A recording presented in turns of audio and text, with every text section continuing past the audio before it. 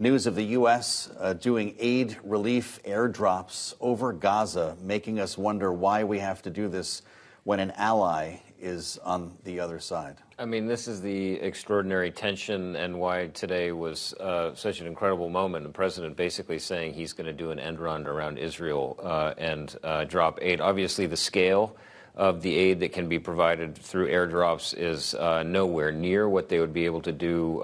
Their hope had been to send hundreds of trucks into Gaza every day, and obviously that's not happening. You had this violence. So, but I think the bigger issue here is what you're seeing as a president much more willing to turn his back on Prime Minister Netanyahu and say, listen, okay, you guys are not going to get this done. We're just going to do it ourselves and let the consequences be damned.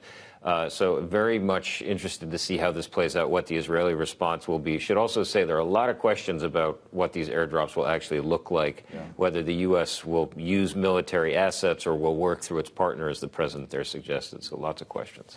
And it's almost remarkable to believe that this was only the beginning of this week. But on Monday, when the president was in New York and getting ice cream with Seth Meyers, he suggested there could be a ceasefire agreement in exchange for the release of hostages still being held by Hamas as soon as this coming Monday. Right. Seems like he's walked back that expectation a bit. How close are we, if at all, to a deal like that? Well, that comment really caught a lot of attention because everybody was like, well, we know there are these conversations happening, but next Monday is really right around the corner, and it feels like there really are some big differences here. I mean, the big one for Hamas, obviously, is, well, if you release these hostages, then does that basically give Israel the green light to intensify its military campaign even more? And then for the Israeli side, well, if you allow a ceasefire, does that give Hamas time to regroup? So those are some of the questions that we just didn't have answers to. So that when President Biden said, hey, Monday, it was like, well, still seems like there's a lot to work on there. He has backtracked significantly from that, though he says he is still hopeful,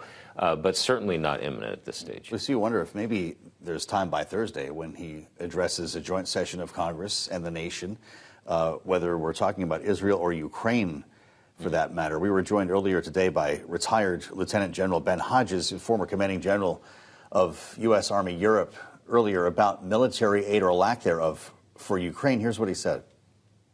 The fact that the United States is failing to deliver ammunition is a terrible reflection, not just on the Congress, but also on the administration.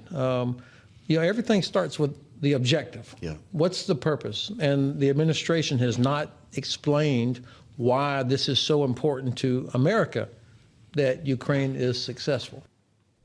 So how important is it for Joe Biden, or is it even capable, is he capable of delivering that message on what an exit plan might look like? You know, that is a great question. He has not really articulated that, but what we are seeing and what the administration is really starting to say is to paint this in really existential terms. You are seeing Russia slowly taking more land, more evidence that Ukraine has really had to ration and ratchet down the amount of ammunition that it's expending, particularly artillery shells. And we are seeing the administration, you talk about end runs, maybe thinking of doing something else where it gets other countries to provide munitions or even sends munitions to Ukraine without having a process in place to replace them. So we are starting to get rumblings that the administration is looking for workarounds here, and that's something that maybe President Biden could point to, because right now it does look like, yes, there's frustration, as Ben Hodges said, there is frustration with Congress, but the administration has put a lot of its credibility on its ability to deliver aid to Ukraine, and right now it's just not able to get it done. All right, Bloomberg's Nick Wadhams, thank you so much. Now, also today, President Biden signed into law the stopgap funding agreement, averting a partial U.S. government shutdown that could have begun at midnight tonight. Let's turn now to Bloomberg's Megan Scully, who leads our Congress team here in Washington. So there will be no shutdown this weekend, Megan. That does not rule out potentially a partial shutdown next weekend, as we've just kicked the can to a week from today,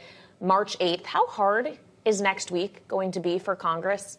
Well, it's going to be a busy week. We also have State of the Union next week and Super Tuesday, as you mentioned at this top. We expect to see some legislative language on these agencies that would shut down come March 8th if there is not a deal in place. We expect to see that Sunday night. and then the clock will start trying to get it through the House and get it through the Senate. They're going to need to get started almost immediately into the week in order to abide by the various chambers' procedures and rules and kick it through.